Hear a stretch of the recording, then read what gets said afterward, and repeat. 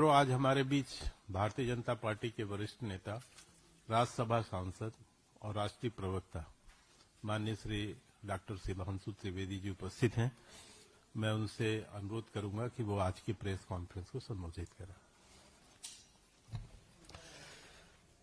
मित्रों, हम सभी जानते हैं कि भारत स्वतंत्रता के इस अमृत काल में 2047 तक विकसित भारत का लक्ष्य प्राप्त करने के लिए बहुत सजगता के साथ, सक्रियता के साथ आगे बढ़ रहा है। परंतु इसी के साथ यह विषय भी महत्वपूर्ण हो जाता है कि वो किन विचारों के साथ, किस स्वरूप में और किस दृष्टि के साथ आगे बढ़ रहा है, अथवा उस भारत की पहचान और स्वरूप क्या होगा।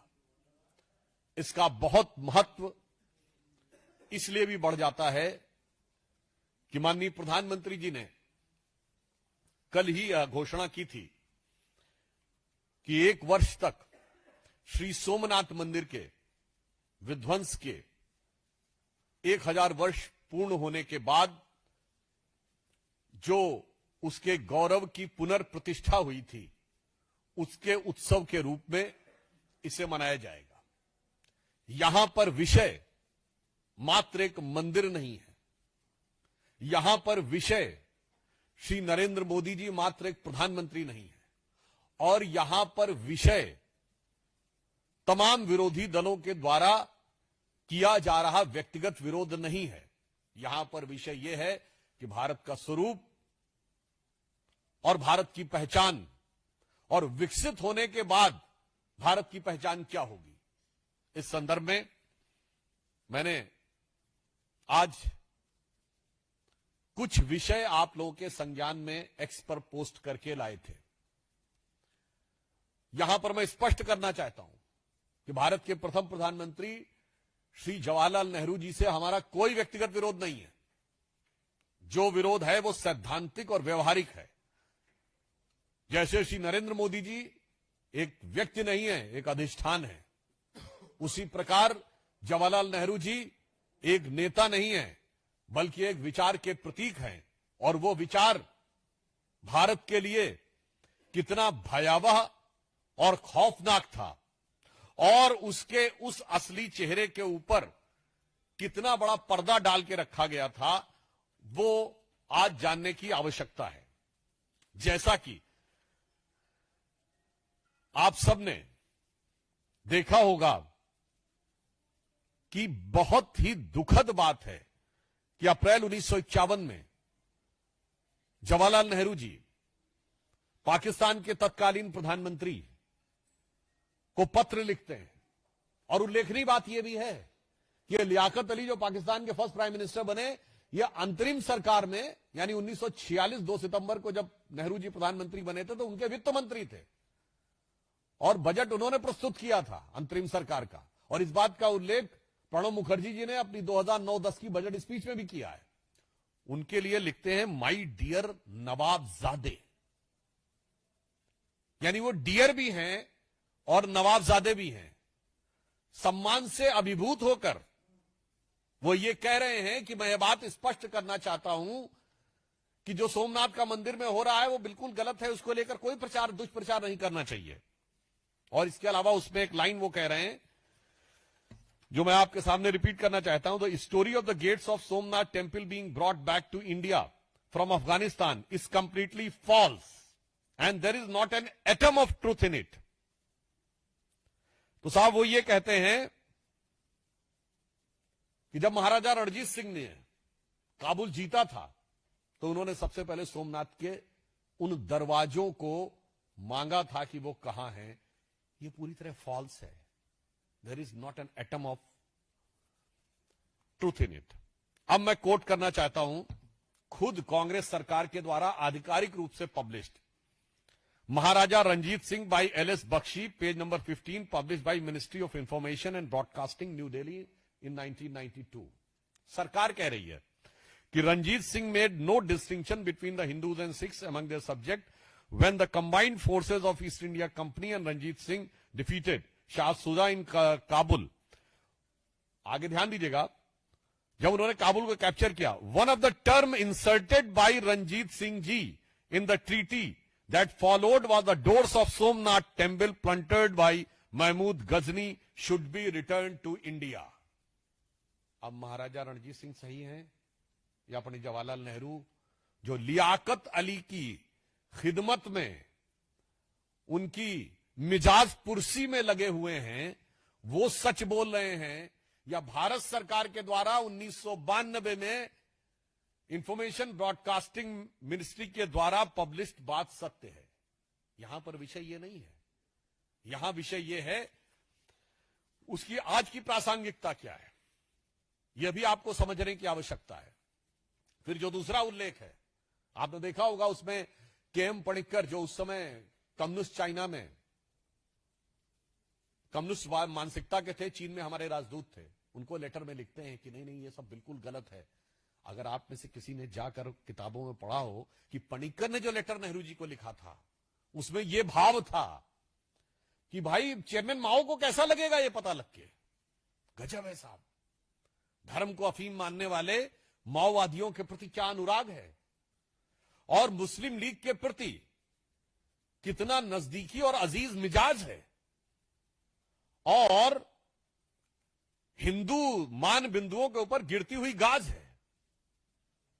और यह मानसिकता आज भी यथावत है. जो प्रियंका गांधी जी ने कहा था ना कि एक बार जो कहना है कह लो भाई, बार बार क्यों कहते हो. तो मजे की बात यह है, खानदान तो लगातार है, हमसे कहते हैं बार बार क्यों है. तो वहां बताना चाहता हूं, जो मानसिकता उस समय थी वही मानसिकता आज दिख रही है. मुस्लिम लीगी मानसिकता से प्यार, क्योंकि गठबंधन है, और माओवादी चीन की कम्युनिस्ट पार्टी से करार, और सनातन हिंदू धर्म पर भीषण प्रहार. जो तब था वही अब है, जो तब हो रहा था वही आज हो रहा है. इसलिए इसकी प्रासंगिकता और मानसिकता बहुत गंभीर है. अब यहां पर मैं एक और बात कहना चाहूंगा, हो सकता है किसी को बहुत प्रॉब्लमेटिक लगे. सरदार पटेल को कोट करते हुए भारत के बहुत प्रख्यात पत्रकार दुर्गादास जी ने, जिनकी बड़ी प्रसिद्ध किताब है India from Curzon to Nehru and thereafter, और उनको पद्म अवार्ड भी मिला, डाक टिकट भी उनके नाम पे जारी हुआ, पत्रकारिता में भारत के स्तंभों में से एक माने जाते हैं. उन्होंने अपनी book India from Curzon to Nehru and thereafter में पेज नंबर 240 पे लिखा है, Patel said that his principal anxiety was to save India from the chaos by countering Anglo Muslim aggression. And the opposite direction Maulana Azad, यह वो कह रहे हैं, हम नहीं कह रहे हैं, Maulana Azad is more concern and worried about the Muslims. और आगे कोट एंड कोट में, I am quoting Curzon to Nehru and thereafter, Durgadas quoting Sardar Patel, Jawaharlal is the only nationalist Muslim today. Patel added that Nehru was unduly amenable to Mountbatten's influence, as always leaned on someone. He was under the Bapu's protective wings and now he is leaning on Mountbatten. Page number 240, India from Curzon to Nehru and thereafter. हम नहीं कह रहे, अब चलिए ये तो किसी दूसरे ने कहा. Now I am quoting a book जिसमें नेहरू को कोट किया जा रहा है. The source is Stanley Walpole Nehru, A Tryst with Destiny, Oxford Press, 1996. जो कोट कर रहा है जॉन केनेथ गैल्ब्रेथ, जेके गैल्ब्रेथ, जो सबसे लंबे समय तक नेहरू जी के टाइम में भारत में अमेरिका के राजदूत रहे. उससे वो कह रहे हैं कि नेहरू स्वयं कह रहे हैं, Galbraith, I am the last English ruler of India, prime minister Jawaharlal Nehru verily told American ambassador. मुझे लगता है कांग्रेस को इन सारी बातों को गंभीरता से लेना चाहिए था उस समय. आज तो दौर निकल गया, थोड़ा उनपे नोटिस भेजने चाहिए थे उन लोगों को, मगर ध्यान रखना चाहिए था कि बहुत सारी बातों का बड़ा अपेक्षित रिकॉर्ड भी होता है.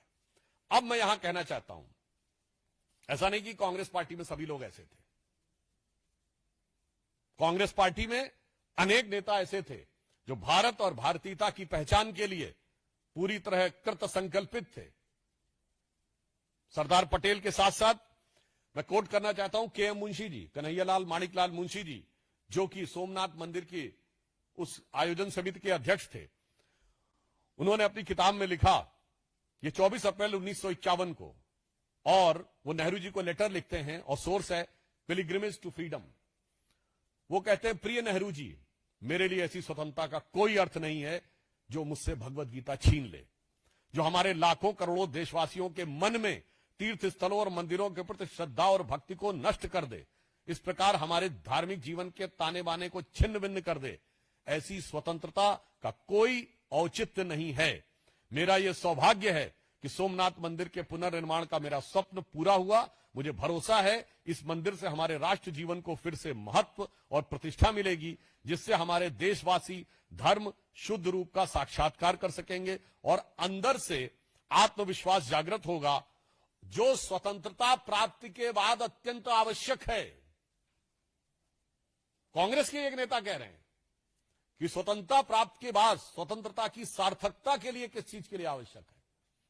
अब मैं नेहरू जी की कैबिनेट के एक मंत्री को कोट करना चाहता हूं। वीएन गाडगिल जी ने अपनी किताब गवर्नमेंट फ्रॉम इनसाइड में लिखा, नेहरू जी को हमेशा पाकिस्तान में प्रचार की चिंता लगी रहती थी। मैं पूछना चाहता हूं, आज कांग्रेस में सबसे ज्यादा चिंता पाकिस्तान में ही प्रचार की है ना? आप लोग भारतीय मीडिया से हैं, पर जितनी सुर्खियां पाकिस्तान की मीडिया में बटोरी है हमारे विपक्ष ने, उतनी पाकिस्तान के नेताओं ने नहीं बटोरी है पाकिस्तानी मीडिया में। तो वो कहते हैं कि सोमनाथ मंदिर के पुनर्निर्माण की घोषणा ने, ये वीएन गाडगिल जी कह रहे हैं, घोषणा ने करोड़ों भारतवासियों के मन में उत्साह और हर्ष की लहर उत्पन्न कर दी है। गाडगिल जी आगे लिखते हैं कि पीडब्ल्यूडी मंत्री के नाते मैंने नेहरू जी के आदेश पर कई मस्जिदों और दरगाहों की मरम्मत सरकारी खर्च पर करवाई है। अब बताइए साहब, उनका मिनिस्टर कह रहे हैं कि उन्होंने नेहरू जी के आदेश पर सरकारी खर्च से मस्जिदों और दरगाहों की मरम्मत कराई है, परंतु यदि मंदिर का निर्माण स्वयं प्रेरणा से भी हो रहा है तो उसमें जाने से परहेज करना चाहिए। मुझे लगता है कि ये दर्शाता था कि भारत की स्वतंत्रता के बाद भी मानसिक रूप से हम मैकाले की मानसिकता से भरे हुए थे। इसलिए माननीय प्रधानमंत्री जी ने जो बात कही है कि मैकाले की मानसिकता से अगले 10 वर्ष में मुक्त होना है, और मैकाले की मानसिकता का जो प्रभाव हमारी उस समय की सरकार और तत्कालीन प्रधानमंत्री जी पे था, जबकि कांग्रेस पार्टी के अंदर ही एक नहीं अनेक नेता, जिसमें मैंने 2 का नाम बनाया, के एम मुंशी, वीएन गाडगिल नहीं, पुरुषोत्तम दास टंडन, डॉक्टर राजेंद्र प्रसाद, के एम मुंशी, सी राजगोपालाचारी, सरदार पटेल, ये सब लोग इस विचार के थे, डॉक्टर संपूर्णानंद, परंतु उन विचारों को ध्वस्त करके उस मानसिकता का जो आवरण बना के रखा था, तो मैं कह सकता हूं भारत को मानसिक गुलामी से मुक्त करने का अभी भी अंतिम चरण बाकी है, जिसे हम लोग एक जमाने में एक पंक्ति बोलते थे कि उगा सूर्य कैसा कहो मुक्ति का ये उजाला करोड़ों घरों में न पहुंचा। तो उसकी एक पंक्ति है, न संयम न निष्ठा न एकात्मता है, भरी है मनों में अभी तक गुलामी, वही राग अंग्रेजियत का पुराना, सुनाते बड़े लोग नामी गिरामी, प्रजातंत्र की धार उतरी गगन से मगर नीर जन सागरों तक न पहुंचा, उगा सूर्य कैसा कहो मुक्त का ये उजाला करोड़ों घरों तक न पहुंचा। इसलिए आज आवश्यकता है उस यथार्थ को दुनिया तक पहुंचाने की, भारत के उस आत्म गौरव को, भारत की उस शक्ति को और भारत की उस श्रेष्ठता को सम्मान देने की, जो संपूर्ण विश्व को मार्गदर्शन देना चाहती है, और इसके द्वारा भारत की अस्मिता भी अविभाज्य रहती है। जब आप श्री सोमनाथ के आगे श्रद्धा से सर झुकाते हैं तो वही श्रद्धा का भाव आपके मन में उत्तर में अमरनाथ से लेके दक्षिण में रामेश्वरम तक और मल्लिकार्जुन से लेकर काशी विश्वनाथ तक जुड़ जाता है। और इतना ही नहीं, वही श्रद्धा का भाव काशी विश्वनाथ से आगे बढ़कर काठमांडू के पशुपतिनाथ तक, कैलाश मानसरोवर तक और पाकिस्तान के कटास राज तक जुड़ जाता है। यह भारत की अविच्छिन्न पहचान और अस्मिता का प्रतीक है। दुख की बात यह है कि आज कांग्रेस जिस प्रकार से उन चीजों का बचाव करने में रुकी है। भाई, नेहरू की हर चीज तो आपने छोड़ दी। अब तो नेहरू टोपी भी आप नहीं पहनते। अब तो उनके नेता ने कुर्ता पजामा भी पहनना छोड़ दिया है। कांग्रेस सेवा दल में भी कैफ हटा दी है। नेहरू की हर चीज छोड़ दी है। मतलब जात पात भाषा प्रांत सब कुछ पे तो आ गए हैं। तो भाई ये भी छोड़ दीजिए, काहे बचाव करने में लगे। तो इसलिए अंत में मैं सिर्फ ये कहना चाहूंगा कि वो लोग जो कहते हैं कि एक बार में बोल लीजिए, बार बार क्यों बोलते हैं। हकीकत में selected words of Jawaharlal Nehru का जितना पन्ना खोलिए वो पन्ना कुछ बोलता हुआ नजर आता है। और जो वो बोलता है वो दुनिया के सामने सच को खोलता है और उनके दिल को चीरता है। मानो पन्ना कांग्रेस से कहता हो कि बैठा हूं दिल में इतने राज छुपाए, जरा सा होंठ हिले तो दिल डगमगाए। और उसके बाद जब कभी ईमानदारी से कोई कांग्रेसी उन पन्नों को पलटता होगा तो मुझे लगता है कि उसको वो पुराना गीत याद आता होगा कि कभी खुद पे कभी हालात पे रोना आया और जो बात निकली तो हर एक बात पे, या पन्ने पलटे तो हर एक बात पे रोना आया।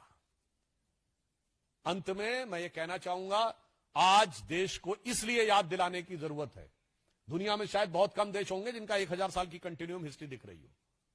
श्री सबरीमला में 2000 साल से ज्योति जल रही है। कोई बहुत से ऐसे देश नहीं है, मेरे ख्याल से शायद ही कोई एक देश हो जहां 2000 साल का कंटिन्यूम दिखाई पड़ रहा हो। तो दो विकल्प हैं। एक तरफ वो विचारधारा जो ये मानती थी भारत कभी एक देश नहीं था, यहां एक देश के रूप में रह नहीं पाएगा, वो विचारधारा आज भी जो कांग्रेस में जीवित है, अर्बन नक्सल थॉट, जिसको कैसा भारत चाहिए, उत्तर दक्षिण में लड़ता हुआ भारत, भाषाओं में लड़ता भारत, प्रांतों में लड़ता भारत, जातियों में लड़ता भारत और हर मुद्दे पे लड़कर बिखरता भारत। और एक तरफ प्रधानमंत्री श्री नरेंद्र मोदी जी के नेतृत्व में समस्त प्रकार की भिन्नताओं के बीच में एक भारत और श्रेष्ठ भारत के भाव के साथ विकसित होकर निखरता भारत। धन्यवाद।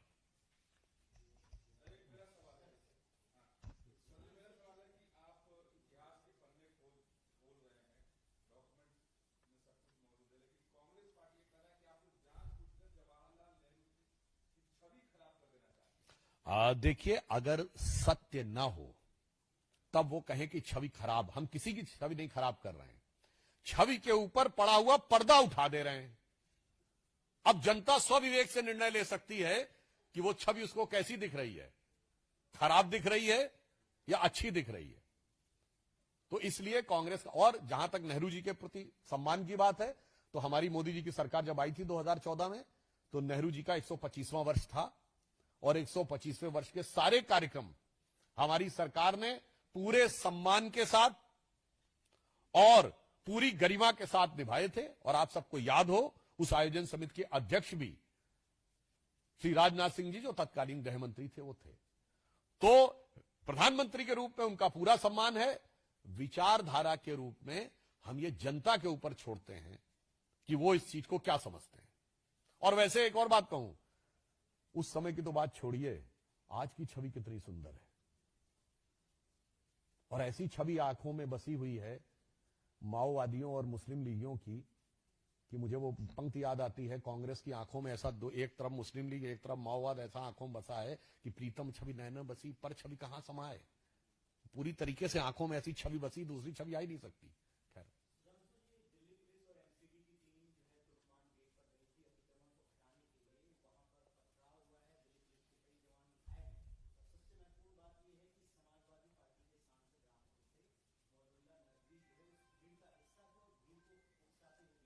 देखिए, जो कुछ भी हो रहा है वो न्यायालय के आदेश पर विधिक प्रक्रिया के अनुरूप विशुद्ध, ऑब्जेक्टिव और प्रोफेशनल, यानी वस्तुनिष्ठ और व्यावसायिक दृष्टि से हो रहा है। इस पर पत्थरबाजी से भी बाज आना चाहिए और बयानबाजी से भी बाज आना चाहिए। देखिए, वो लोग आदतन बोलते हैं इस तरह के वातावरण में, माहौल को उकसाकर, डाइवर्ट करके, भ्रम पैदा करके, इंडी गठबंधन के दलों में जो आपसी प्रतिस्पर्धा है कट्टरपंथी वोटों के लिए, ये उसका एक अंग है। मुझे लगता है मगर देश की जनता इसको बहुत गंभीरता से नहीं लेती।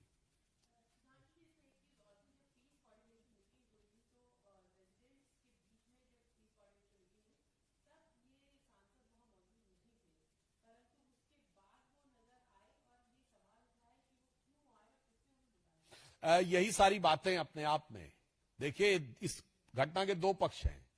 एक है लीगल पक्ष, टेक्निकल यानी वैधानिक पक्ष, और एक है राजनीतिक पक्ष।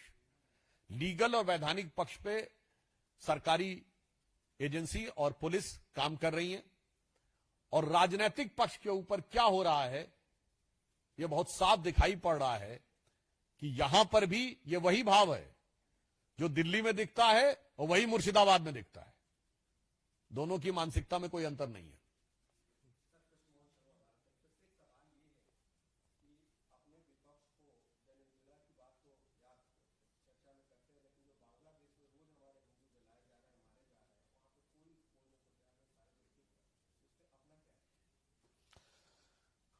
एक ही हमारा स्टैंड बहुत स्पष्ट है।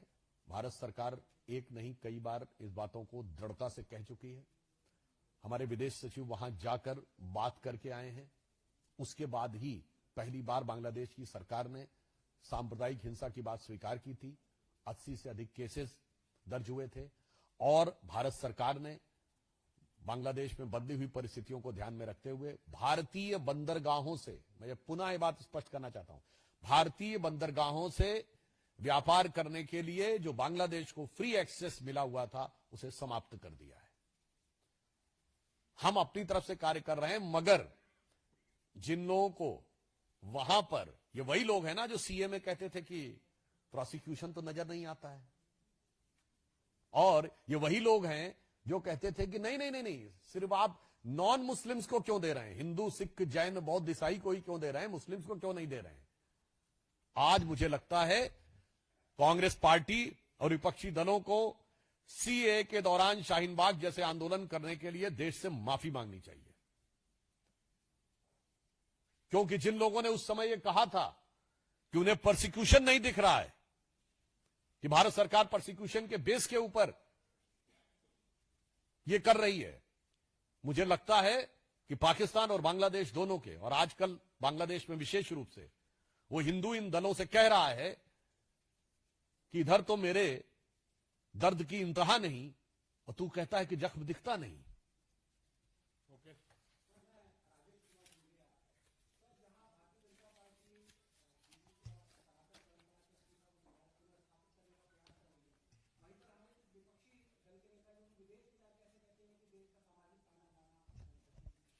इसमें देखिए कई बार बता चुके हैं, और हम सिर्फ हिंदू संस्कृति को ही नहीं प्रतिस्थापित कर रहे हैं, हम उस संस्कृति को स्थापित कर रहे हैं जिसके लिए जर्मन दार्शनिक आर्थर शोपेनहावर ने कहा था